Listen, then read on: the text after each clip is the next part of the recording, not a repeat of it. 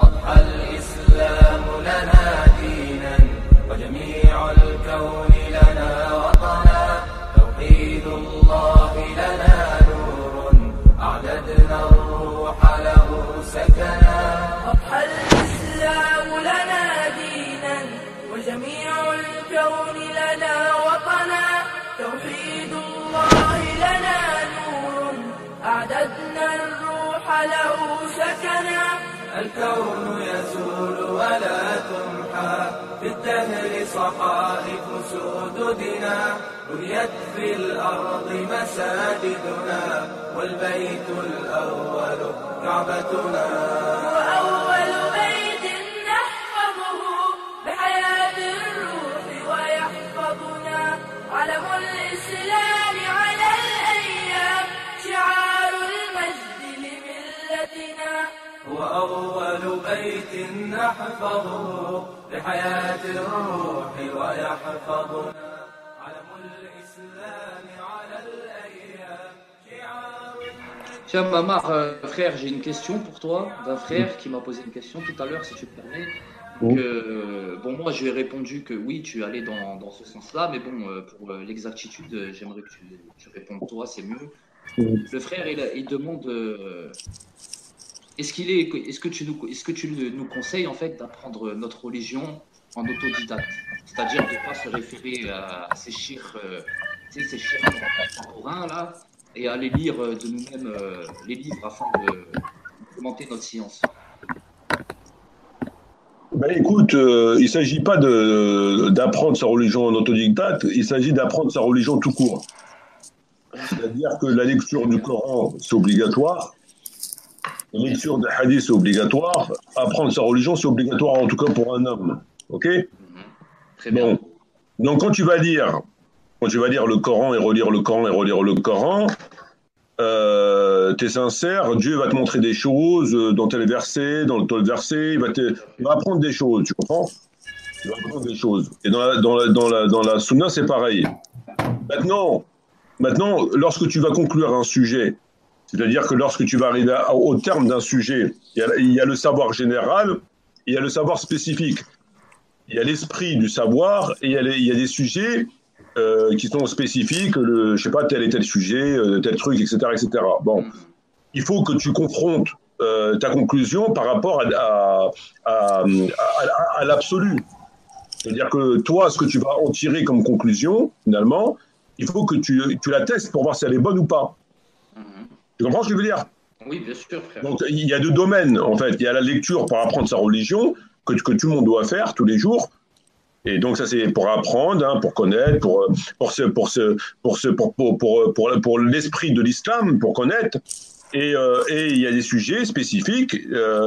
Avant de considérer que c'est comme ça et que c'est pas autrement, il faut quand même les confronter. Tu comprends ce que je veux dire ? Il ne s'agit pas de s'arrêter au milieu du sujet et considérer que tu es à la fin du sujet et que ta conclusion elle est bonne, et puis en fait, tu as oublié la moitié. Parce que dans tes livres, il y avait telle chose, dans tes livres, il y avait telle chose, et que tu n'as pas réfléchi sur ce point-là qui était là et que tu ne l'as pas vu, etc., etc. Et donc ta conclusion va être erronée. Donc il est très important après de vérifier la solidité de ta conclusion. Très bien. Tout à fait. Tu comprends ? Tout à fait, frère. Voilà, donc il y a deux aspects. Il y a l'aspect spécifique par le fait de conclure et l'esprit général qui consiste à s'imprégner de la religion pour savoir de quoi on parle, les principes de la religion, etc., etc., etc. Très bien.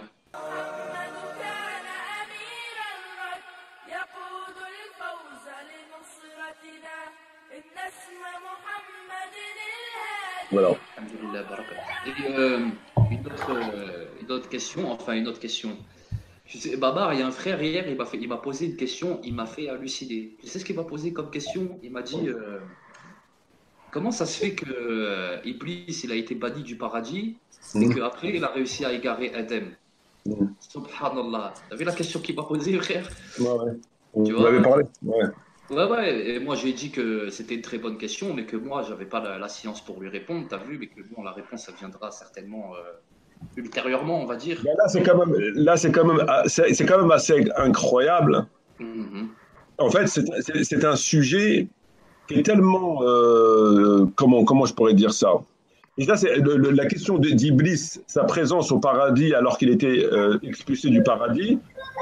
Lorsque Allah a créé Adam, alayhi salam, il a demandé aux anges de se prosterner. Et tous les anges se prosternèrent, sauf Iblis, qui refusa. Et lorsqu'il lui dit « Pourquoi tu ne te prosternes pas ?», il lui dit « Moi, je suis mieux que lui. » Il lui dit « Va-t'en, dégage. Va-t'en d'ici. » Il lui dit « D'accord, je m'en vais. » Etc. Bon. Et après, Allah il dit à Adam d'aller au paradis et de ne pas manger de cet arbre que voici, etc., etc. Et donc, ils sont introduits au paradis. Et il se trouve que Iblis, il revient. Il revient, il rentre dans le paradis, et il leur a dit, voilà, mangez, en vérité, Allah vous l'a interdit uniquement parce que vous êtes devenir des êtres éternels, etc. Et donc, finalement, ils mangèrent du fruit défendu. Alors là, effectivement, ça cause, il y a une question tacite qui est posée, parce qu'elle n'est pas expressément dite dans le Coran, mais quand tu lis le Coran correctement, ça saute aux yeux. Il dit, tiens, zut, qu'est-ce qu'il fout là, lui ? Lui, il était censé être expulsé, qu'est-ce qu'il faut au paradis ? Et donc, les tafsirs ont répondu à cette question. Tabari, Ibn Kathir, etc. Et l'avis prépondérant, l'avis majoritaire, c'est qu'ils disent que Iblis est rentré par le moyen du serpent. D'accord ? Oui. Il y a d'autres avis, hein. Il y a d'autres avis, il n'y a pas que celui-là. Hein. Il y en a qui disent que le paron, il y en a qui disent... bref, il y a plusieurs avis, en fait, tu vois. Mais l'avis le plus connu qui est rapporté dans Tabari, entre autres, Ibn Kathir, etc., ils te disent qu'il est rentré par le serpent. Le serpent l'a fait rentrer dedans, dans le paradis. C'est caché dans la bouche du serpent. Et c'est pourquoi que Allah a puni le serpent, parce que finalement, le serpent marchait sur 4 pattes, et quand il l'a puni, il l'a fait ramper. Et le fait que le serpent aujourd'hui rampe, c'est une punition. Et il se trouve que cette histoire cause beaucoup de problèmes, cause un problème de croyance, contredit la croyance. Ce sont des propos qui sont extrêmement graves et de surcroît sont des propos qui ont été tirés de la Bible.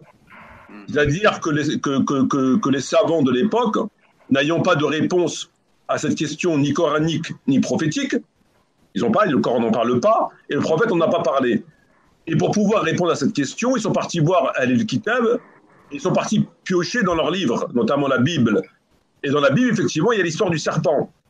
En d'autres termes, ils ont fait les tafsirs du Coran en s'appuyant sur la Bible. C'est extraordinaire. Donc, ils t'expliquent le Coran par la Bible. Incroyable. D'accord ? Déjà, c'est très grave. Mais ce qui est plus grave, c'est quoi ? Ce qui est plus grave, c'est que si tu valides l'histoire du serpent, et que tu considères que cette histoire, elle est vraie, qu'effectivement, Iblis s'est caché par le serpent, ça veut dire quoi ? Ça veut dire que Allah, il n'est pas capable de surveiller son paradis. Qu'Iblis, il a trompé la vigilance des gardiens du paradis, d'Allah, et il a réussi à rentrer au paradis. Allah ne l'a pas vu. Parce qu'il était censé être expulsé. Donc, quand il revient au paradis, en se cachant dans le serpent, Allah, il l'a pas vu. Comment il a fait pour tromper la vigilance de Dieu ? Et si tu reprends, il y a deux hypothèses de compréhension de ce texte. Deux hypothèses. L'hypothèse que je viens d'évoquer, qui vient nous dire que Iblis, il a trompé la vigilance de Dieu, parce qu'il a réussi à s'introduire au paradis, alors qu'il était censé être expulsé. Là, ce sont des propos graves, parce qu'on sait que personne ne peut tromper Dieu. Maintenant, il y a une autre hypothèse. C'est quoi l'autre hypothèse ? L'hypothèse, c'est qu'on est dans le métaphorique. On n'est pas dans le concret. On est dans l'histoire métaphorique. Qu'est-ce que ça veut dire, l'histoire métaphorique, en ce sens ? Ça veut dire que Allah l'a laissé rentrer au paradis.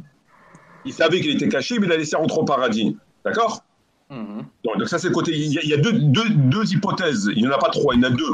Ou bien il a trompé la vigilance de Dieu, et là on est dans des propos extrêmement graves et qui tombent sous le coup de la mécréance, parce que personne ne trompe Dieu. Donc ça, on l'écarte. Il reste une autre hypothèse. L'autre hypothèse, c'est quoi ? C'est qu'on va considérer que le texte est métaphorique. Il ne faut pas le prendre tel qu'il est, il faut le prendre dans le sens que Allah a laissé faire les choses. Il a laissé faire les choses. Il savait qu'Iblis était là, il savait tout ça, il laissait faire les choses. Mais ça cause un gros problème. Ça cause un gros problème. Le problème que ça cause dans un premier temps, c'est qu'il était censé quand même être expulsé.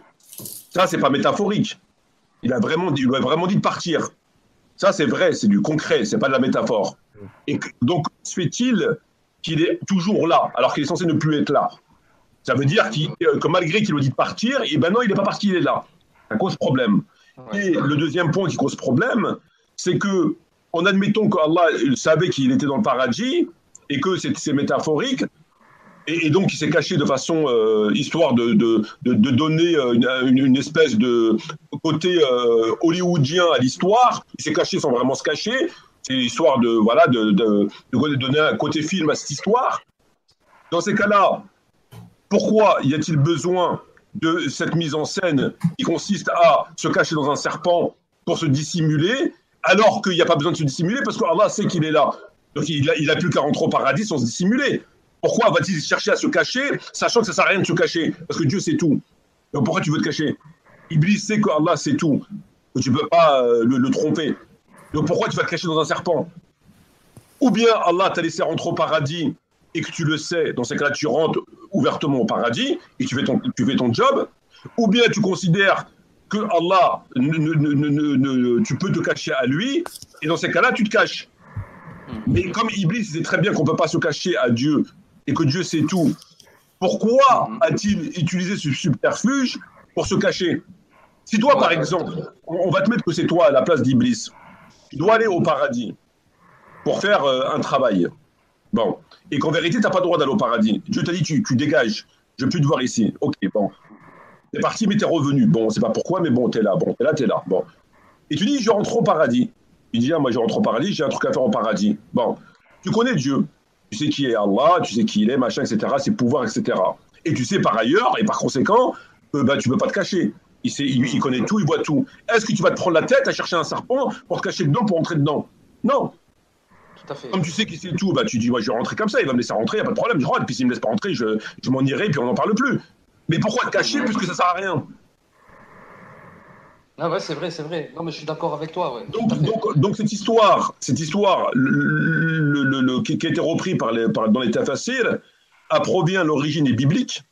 Donc ce fameux livre qui est archi falsifié, le Fils de Dieu, les prophètes, ils ont des rapports sexuels avec leur grand-mère et tout ce que tu veux. Donc vraiment, mais laisse tomber quoi.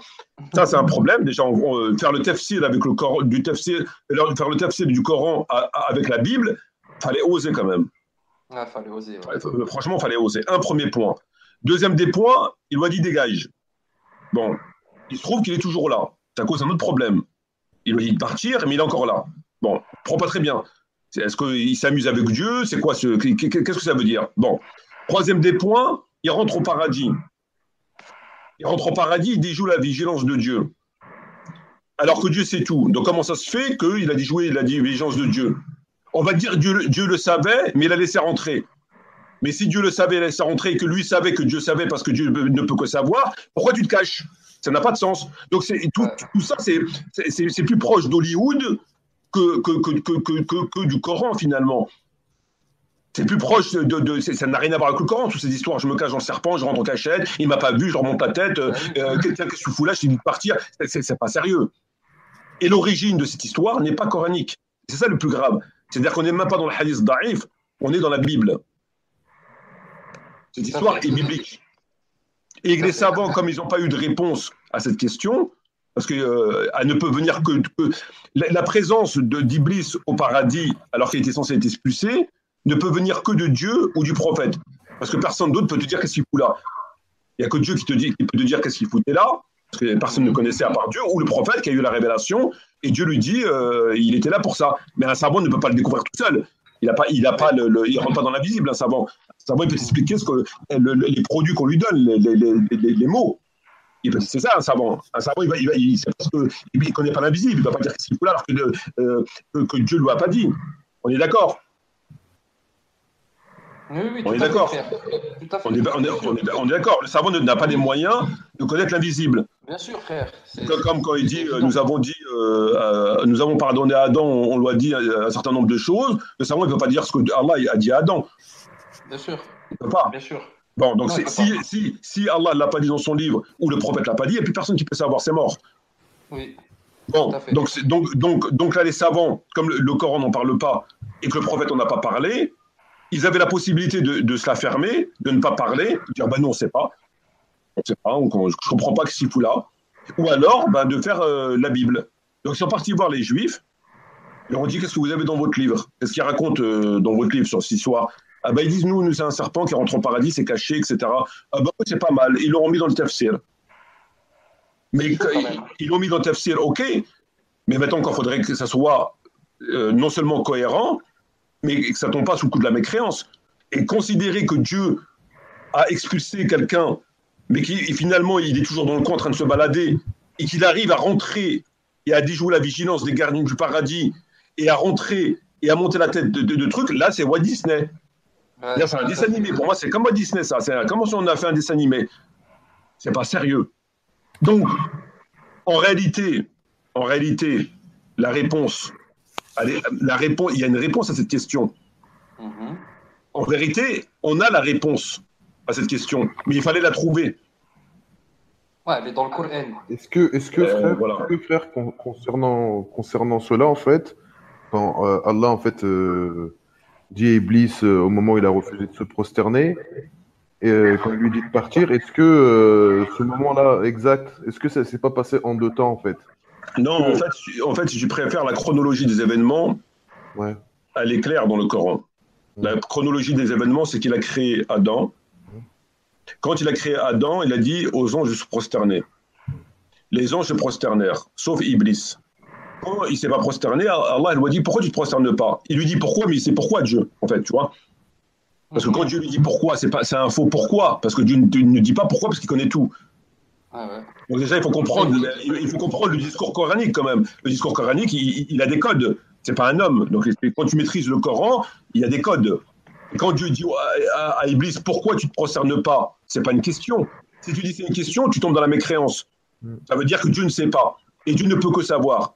Parce que Dieu sait tout. Donc c'est pas une question, c'est une fausse question. Bon. Oui, Et donc, tout à fait, frère. bien évidemment, et Dieu sait très bien pourquoi il ne se prosterne pas. Et on est en train de parler de Dieu, on n'est pas en train de parler de. Bon, et donc, il lui dit pourquoi tu ne te prosternes pas. Il lui dit écoute, moi je ne me prosterne pas parce que ceci, parce que cela. Il dit bon, ok, fous le camp, dégage d'ici, va-t'en. Il lui dit ok, je m'en vais, etc. Je vais les égarer, blablabla, etc., etc. Ok, bon, il s'en va. Après, Allah parle à Adam. Il dit écoute, voilà, rentre au paradis, toi et ton épouse, mais attention, n'approchez pas de cet arbre que voici. Ok, pas de problème. Ils vont au paradis, ils sont au paradis. Et d'un seul coup, Iblis, il revient. On retrouve sa présence au paradis. Et en train de parler avec Adam. Alors on se dit, tiens, zut, qu'est-ce qu'il fout là, lui? Il n'était pas censé être expulsé. Et c'est là où ça cause un problème. Et les savants, pour expliquer ça, pour expliquer sa présence au paradis, bah, ils disent que le serpent, il s'est caché. Alors, tu as le serpent, tu as le paon. Il y en a qui disent qu'il n'est pas rentré au paradis, il est resté devant la porte, il l'appelait de loin. Donc, il n'est pas rentré dans le paradis, il est resté devant la porte, il l'a appelé, il est venu. Voilà. Non, mais c'est dans les tafsirs. Mais par ailleurs, cette histoire d'ange, il faut comprendre une chose. Ces anges que Allah leur demande de se prosterner, il paraît qu'ils étaient 20 000. D'après des récits, ils étaient 20 000. Apparemment, non seulement c'était pas tous les anges de l'univers, c'était une catégorie d'anges au nombre de 20 000. Et c'est des anges qui sont quand même assez spéciaux, quand même. C'est des anges quand même. C'est pas des anges comme on peut l'entendre. D'accord? Pourquoi c'est pas des anges entre guillemets normaux? L'ange ne désobéit pas à Dieu, il obéit à Dieu, et on sait ce que c'est un ange, on est d'accord. Mais ici, on a deux problèmes. Enfin, pas de problème, on a deux questions. Quand tu prends le Coran, on va lire le verset où il leur demande de se prosterner. Alors, moi, je vais prendre le Coran, et voilà ce qu'il dit. Voilà. Il dit وَإِذْ قَالَ رَبُّكَ لِلْمَلَائِكَةِ إِنِّي جَاعِلٌ فِي الْأَرْضِ خَلِيفَةً قَالُوا أَتَجْعَلُ فيها ما يفسد فيها ويسفك الدماء ونحن نسبح بحمدك ونقدس لك قال إني أعلم ما تعلمون وأعلم أدنى الأسماء كلها ثم عرضهم على الملائكة فقالوا أنبئوني بأسماء هؤلاء إن كنتم صادقين. Donc, qu'est-ce qu'il dit Allah ici? Il dit aux anges, je vais créer un calife, successeur à Victor sur terre. Les anges trouvent Dieu, et de façon désagréable. Pourquoi? Ils lui disent, est-ce que tu vas créer quelqu'un qui va foutre le bordel et qui va verser le sang? En d'autres termes, ils sont en train de dire à Dieu, est-ce que tu vas créer quelqu'un pour foutre le bordel? Donc, ça veut dire que c'est quand même quelque chose de virulent. Ça veut dire qu'ils sont en train de dire à Dieu que tu vas être le créateur d'une espèce qui va verser le sang et qui va tuer. C'est grave. Tout à fait. En plus, ils Ça veut lui dire- disent, ça vas-tu veut dire- encore? Comment? En plus, ils lui disent, vas-tu encore? Voilà. Encore? Donc c'est comme si on reprochait à quelqu'un qui va faire un robot et que forcément le robot qu'il va faire, il va foutre le bordel. Alors que le mec, il n'est pas là pour faire des robots pour foutre le bordel, mais pour faire progresser la science ou que sais-je. Donc évidemment, c'est quelque chose qui gêne. Ça veut dire que tu es en train de me dire à moi que je vais être le premier responsable d'une créature qui va verser le sang, qui va semer la corruption. Mais moi, je n'ai pas pour vocation de créer des créatures qui versent le sang, qui sèment la corruption. Après, s'ils le font par leur libre arbitre, c'est une autre histoire. Mais moi, je ne suis pas créateur d'espèces qui foutent le bordel. Je crée des gens qui sont bien, mais qui peuvent faire le bordel, oui. Je crée des espèces bien, qui peuvent faire le bordel, oui. Mais je ne crée pas des mauvaises espèces. Je n'ai pas pour vocation de créer des gens que pour faire le bordel. Donc, ici, il y a un problème. Et qu'est-ce que leur dit Allah aux anges? Il leur dit « In kuntum sadiqin ». Ça veut dire qu'il leur dit, donnez-moi le nom de toute chose si vous êtes véridique. Mais jusqu'à preuve du contraire, des anges ne peuvent être que véridiques. Pourquoi il leur dit si vous êtes véridique? Parce qu'un ange, par définition, il est véridique. Oui, tout à fait. Donc c'est quand même étrange qu'il leur dit, donnez-moi, il leur lance un défi, il leur dit, donnez-moi les noms de ceci, de cela, si vous êtes véridique. Is kuntum sadiqin. Ça sous-entend que vous ne pouvez ne pas l'être. Parce que cette condition du là où kuntum sadiqin, is kuntum sadiqin, ça sous-entend que donne-moi les preuves si tu es véridique. Ça veut dire que je sous-entends que tu n'es pas forcément véridique. Donne-moi tes preuves si tu es véridique. Ça veut dire que je sous-entends que tu ne l'es pas. Mais un ange est forcément véridique. Donc pourquoi cette condition? Pourquoi ce is kuntum sadiqin? C'est des anges. Depuis quand? Est-ce que tu connais beaucoup d'anges qui ne sont pas véridiques? Un ange, par définition, il est véridique. C'est un ange. Oui. Alors, tu as des anges qui se permettent d'apostropher Dieu en lui disant tu crées quelqu'un qui va tuer et semer la corruption. En plus, après Allah leur dit si vous êtes véridique, et parmi ces anges, il y en a un qui refuse de se prosterner. Et c'est de là qu'on déduit que c'est pas un ange, c'est un djinn. Parce que, par ailleurs, elle a été créée de feu. Il a été créé de feu, et dans la version, dans la sourate, la grotte, me semble-t-il, la 18, il dit c'est un djinn. Ok? Donc, on en déduit que c'est un djinn. Sauf que les compagnons du prophète Mohammed, dont entre autres Ibn Abbas, Tabari, qui n'est pas un compagnon mais savant, disent que c'est un ange. Et comme le dit Ibn Abbas, il dit la meilleure des preuves que c'est un ange, c'est qu'il a dit lorsque nous dîmes aux anges de se prosterner, Isrulna lil malaikati asjudu. Dieu parle aux anges. Il dit ils se prosternèrent tous, sauf Iblis. Il dit ça, c'est une preuve que c'est un ange. Et quand il a demandé à Iblis pourquoi tu ne te prosternes pas, il ne lui a pas dit je ne me prosterne pas parce que je suis un djinn. Parce que si à la base il dit pourquoi tu ne te prosternes pas, il dit moi tu demandes aux anges de se prosterner, tu ne m'as pas demandé à moi. Moi je suis un djinn, pourquoi tu veux que je me prosterne? Lorsque nous dîmes aux anges de se prosterner, aux anges, tous se prosternèrent sauf Iblis. Ah, ouais, tout à fait. Tu vois? Tout à fait. Parce que, Donc, comment? parce que je crois une fois, tu avais dit que, je sais plus, dans une vidéo, que le mot djinn, ça voulait pas forcément dire djinn dans le sens le djinn, ça voulait dire créature de l'invisible. Voilà, en fait, Tabari, après, il explique, il dit que, dans son tafsir, il dit que c'est un ange. Il explique le mot djinn, l'étymologie du mot djinn n'est pas forcément la créature, le djinn en soi. Tu vois? Et c'est comme ça qu'il harmonise sa position avec la ayah qui dit il était parmi les djinns. Ah ouais, très bien. Voilà, il apporte des arguments. Bon, voilà. Donc il y a divergence parmi les compagnons. Et voilà. Donc en fait, on a trois problèmes. Le problème, c'est que un ange ne se prosterne pas. Enfin, en tout cas, quelqu'un qui est présenté comme un ange ne se prosterne pas, ce qui est quand même bizarre. On a des anges qui apostrophent Dieu en disant bah, tu crées quelqu'un qui va semer le bordel et verser le sang. Et on a Allah qui dit est-ce que vous êtes véridique? C'est quand même assez étrange lorsque tu parles à des anges. C'est pour ça que c'est une catégorie d'anges assez particulière. Et dans le tafsir de Ibn Abi Hatim, qui est un des plus réputés, il a dit que ces anges ont été brûlés par Dieu. Il les a brûlés. Et Ibn Kathir dit c'est pas vrai, c'est une information mensongère. Mais en tout cas, elle existe dans le tafsir d'Ibn Abi Hatim. Il dit ces anges qui ont parlé comme ça à Dieu, il les a brûlés, ils étaient 20 000. C'est dans un tafsir.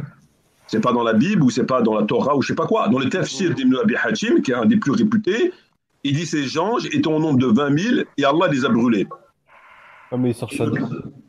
Hein? C'est où sa source? Enfin, ça vient pas de lui, ça? Je préfère la question de la source en soi, elle est ici secondaire. C'est simplement pour mettre en évidence que même dans les livres de tafsir qui sont de chez nous, il est fait mention de ce propos selon lequel Allah aurait brûlé ses anges. Ça veut dire qu'on accepte on accepte cette hypothèse. Elle n'est pas si farfelue que ça, en fait. Voilà. Tu vois, c'est-à-dire que certains savants considèrent que oui, c'est possible. Tu comprends ce que je veux dire?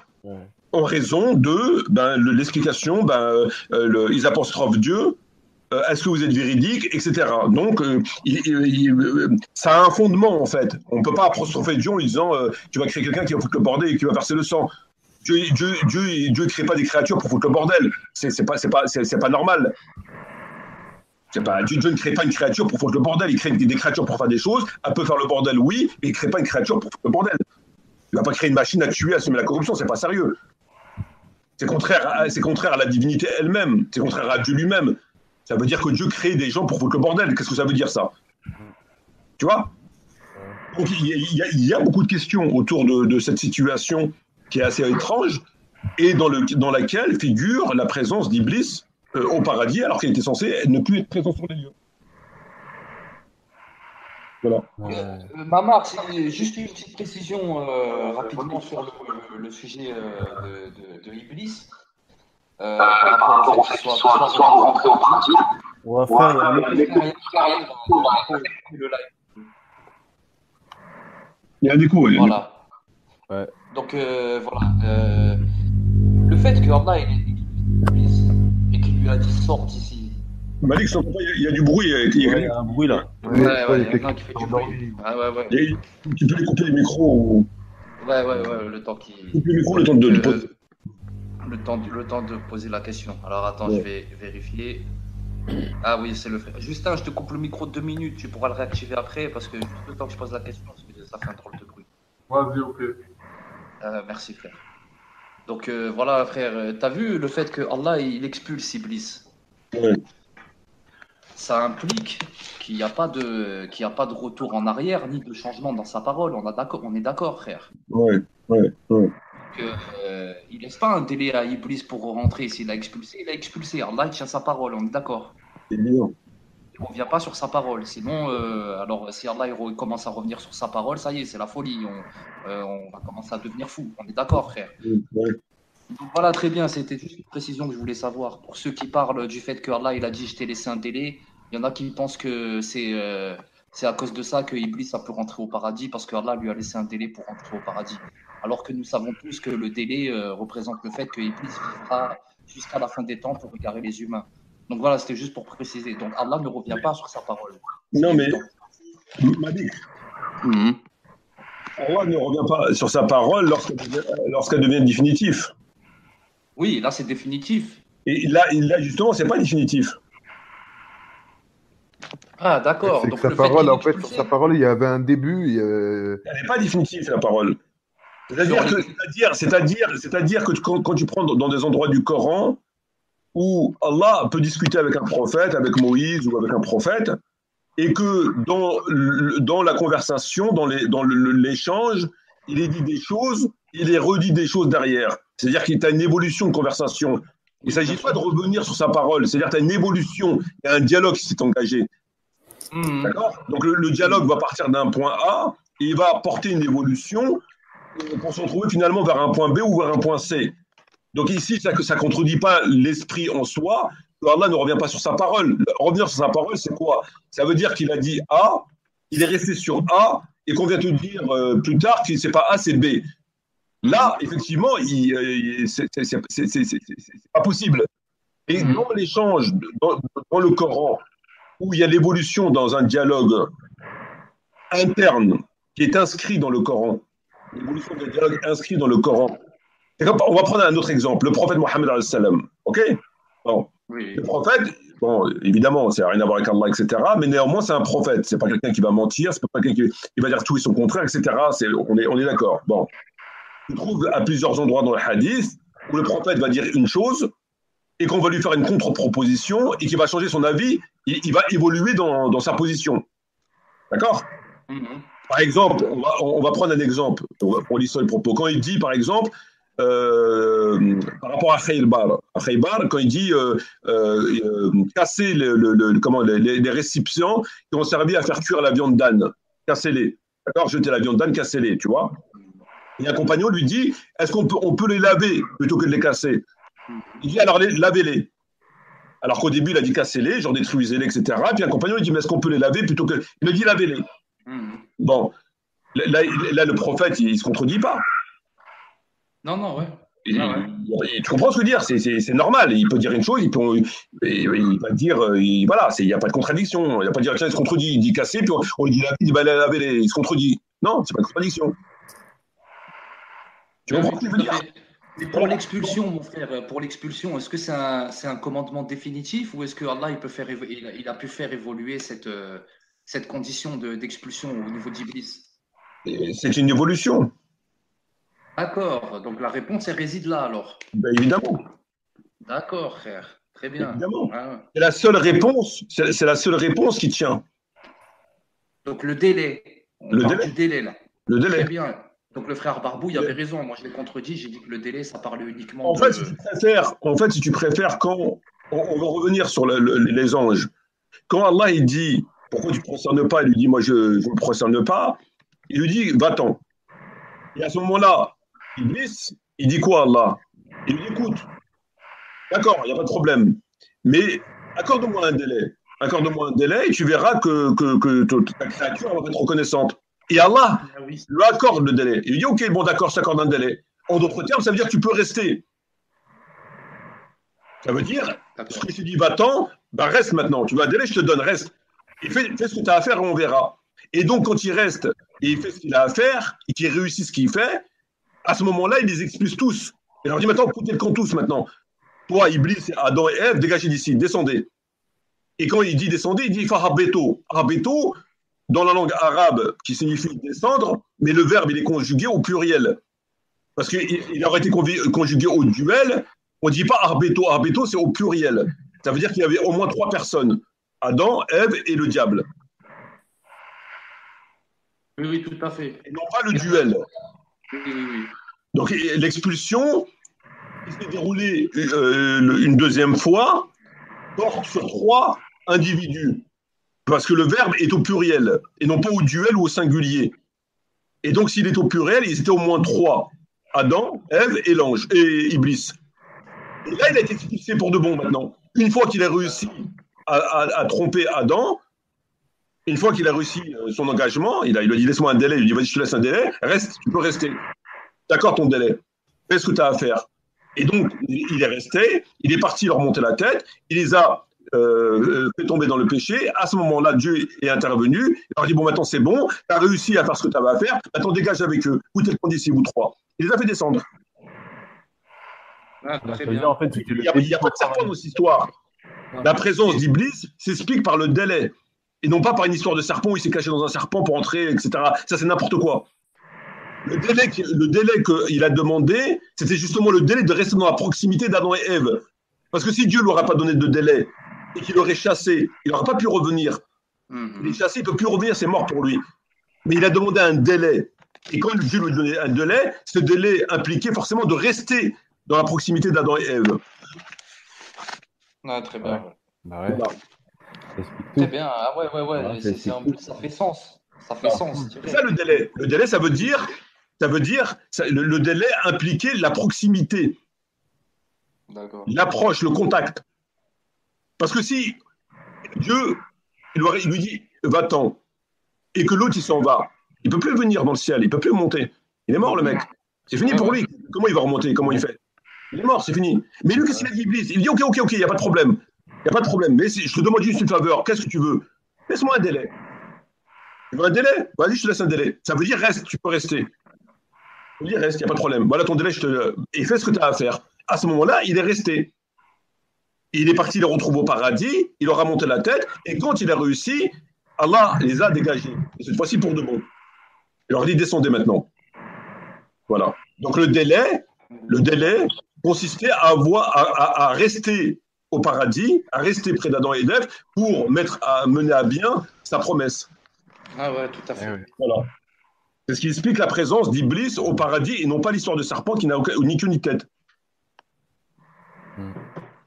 Ah, tout à fait, frère. Voilà.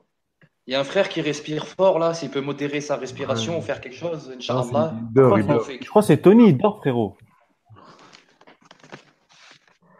Ah, ça y est. Ah ouais, il y en a un qui naïs carrément, mon frère. Chacun son tour hier, c'était Au mon micro. hier. Ah, c'est gangsta, frère, ça dort et tout. Voilà, attends. Le micro, Malik. Je vais couper le micro, je cherche son truc. Ouais, c'est lui, il dort, mesquin. Ouais, c'est bon. Et ce qui Ah ouais. est grave, ce qui est choquant, c'est comment ça se fait que Tabari, Ibn Kassir et les autres ne l'ont pas vu. En fait, c'est bizarre. C'est ça qui est bizarre. En fait. C'est ça, tu vois, Regarde. et qu'ils ont préféré l'histoire du serpent. Ouais. C'est ça qui est L'histoire choquant. du serpent, elle est illogique et ce que tu as dit là, C'est c'est une tout à fait blague. logique. Ah, moi, je pense qu'on a fait, on a fait beaucoup de récits sur le dos de ces personnes, je pense, avec le temps. C'est ça qui est incroyable. Parce que c'est des erreurs que. Parce que, entre- excuse-moi, frère, parce que regarde, c'est très simple. Si Dieu n'avait pas laissé de délai à Iblis, ça veut dire qu'il mettait à exécution sa condamnation. Iblis, il aurait quitté le ciel. Il serait descendu. Et s'il descend, il peut plus être au paradis. Il peut plus contacter Adam. Il peut plus monter la tête à Adam. C'est fini. Il est expulsé. Donc il peut plus remonter. C'est impossible. Et c'est ça le délai. Ouais, c'est ça. Donc c'est ça le délai. Comment tu veux s'il est expulsé, comment tu veux qu'il remonte dans le ciel? Comment tu veux qu'il rentre au paradis? Il est expulsé, c'est fini pour lui. Donc quand il lui a demandé un délai, ça veut dire laisse-moi ici. Je vais te prouver qu'ils vont te désobéir. Et Dieu il dit d'accord, vas-y, je te laisse un délai. Ça veut dire reste. Ça veut dire non, c'est bon, tu peux rester. Mais ça, frère Mamar, excuse-moi, il n'y a aucun savant qui. Non, écoute, je regardais Tabari, je regardais la plupart, il n'y a aucun. Ils parlent tous de serpents, de paons, ils lui parlent à travers la serrure, il ne lui parle pas de ça. Ben, il y a eu beaucoup de livres brûlés aussi, hein, donc à mon avis. Non, mais on parle il des y a livres plein de- qu'on a à notre possession. Ah ouais. Ouais, bien sûr. Les livres brûlés, la plupart, ils ont été brûlés d'ailleurs, les livres. Ouais, voilà.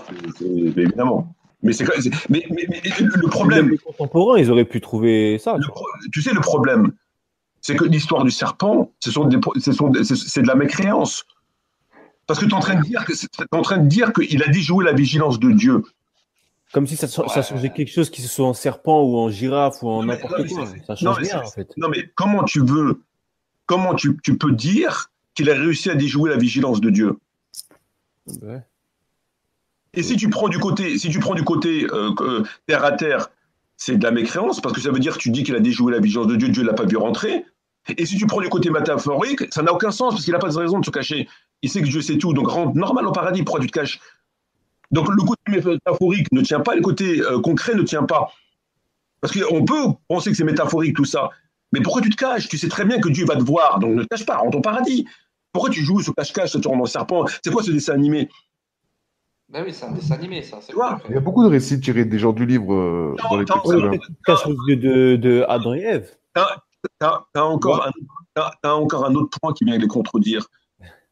Quand ils te disent que Allah, il a puni le serpent par le fait qu'il marchait sur 4 pattes, et quand il l'a puni, il lui dit tu vas ramper maintenant. Ok? c'est chaud. Donc le fait de ramper serait une punition de Dieu. Or, dans le Coran, Dieu te dit nous avons créé des animaux qui marchent sur 4 pattes, 2 pattes et d'autres qui rampent. Donc ça veut dire que tous les animaux qui rampent, ils ont été punis par Dieu. Parce que si le fait de ramper est une punition de Dieu, pourquoi il a créé tous ces animaux qui rampent? Le ver de Oui, c'est terre, un folie. etc. Mais non, mais c'est écrit dans le Coran. Dieu te dit on a créé des animaux par 4 pattes, d'autres qui sur 2 pattes et d'autres qui rampent. Ça veut dire que le fait de ramper fait partie de la création normale de Dieu. C'est pas une punition en soi de ramper. Ça fait partie comme marcher sur 2 pattes. Ça fait partie de la création de Dieu. C'est quelque chose qu'il a créé. Or, on nous dit que le fait de ramper par le moyen du serpent a été une punition. Donc je me dis maintenant tu vas ramper. Ma punition c'est que tu rampes. Mais les autres ils rampent, les autres animaux. Est-ce que c'est aussi une punition? Non. Bah alors en quoi serait une punition pour lui? Parce que si tu pars du principe que ramper est une punition à travers le cas du serpent, c'est valable pour les autres qui rampent. Ben oui. C'est pas logique. Ou le fait de ramper rentre dans le cas de la création de Dieu de façon ordinaire, et c'est le cas parce que Dieu en parle dans le Coran. Dans ces cas-là, on ne peut pas considérer que ramper quelqu'un est une punition parce que ça fait partie de la création de Dieu. Ou alors, ramper est une punition, dans ces cas-là, ça contredirait les animaux qui ont été créés de par Dieu normal comme étant des animaux rampants. Mais il y a une des deux qui ne tient pas, en fait. Ça colle pas. Ça colle pas. Donc même ramper, quand il lui a dit maintenant tu vas ramper, bah, c'est que ça contredit, encore une fois, la création de Dieu. Parce que Dieu te dit nous avons créé des animaux sur 4, 2 pattes et d'autres qui rampent. Donc ramper, c'est normal. C'est tout à fait normal de ramper. Je l'ai créé comme ça, il rampe. C'est tout, voilà. C'est pas une punition en soi. Mais Dieu te dit, si, il a puni, il veut dire rampe. Maintenant, tu vas ramper. C'est une punition. Ça va. Ou ramper, c'est une punition. Dans ces cas-là, il faut que tu nous expliques pourquoi tu as créé des animaux ordinaires qui rampent. Ou ça ne colle pas. Donc, toute l'histoire ne colle pas. Et le côté concret ne colle pas. Le côté métaphorique ne colle pas. Il n'y a rien qui colle dans cette histoire. Et d'où elle vient? Elle vient de la Bible. Elle ne vient pas du prophète. Elle ne vient pas de Bukhari. Elle vient de la Bible. Alors que l'évidence s'impose de fait que c'est le délai. Donne-moi un délai. Le délai implique de rester dans la proximité de cette créature afin que je te montre qu'elle va te désobéir. Reste, ok, pas de problème, délai. Reste, on verra. Et quand ils sont rentrés au paradis, il les a rejoints au paradis avec l'accord de Dieu. Il leur a monté la tête, ils ont désobéi. Il leur a dit maintenant vous dégagez.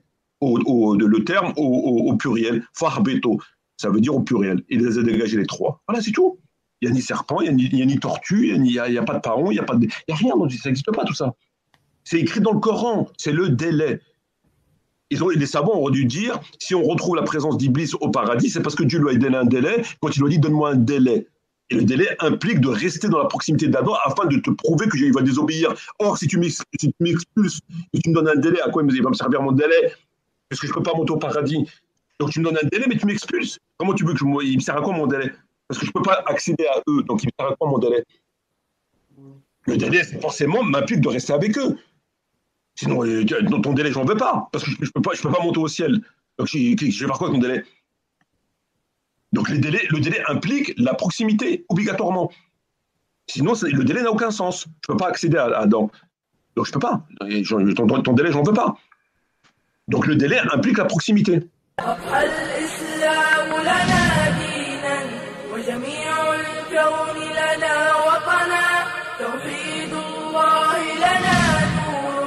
أعددنا الروح له سكنا وأول بيت